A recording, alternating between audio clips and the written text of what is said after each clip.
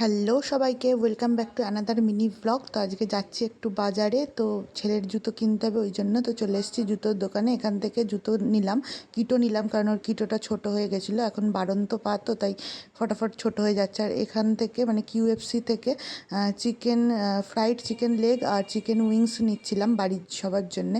তারপর একটু মনে হলো যে রুমালও কিনতে হবে, তাই দুটো রুমাল, মানে টাওয়াল টাইপের রুমাল আর সুতির একটা রুমাল কিনলাম। তারপরে আসলাম একটা সাজার দোকানে, সেখানেও হলো গিয়ে দুটো টিপের পাতা নিয়েছি। আর দেখো এখানে আমি একটা জুতো কিনেছি, এগুলোকে জুতি বলে।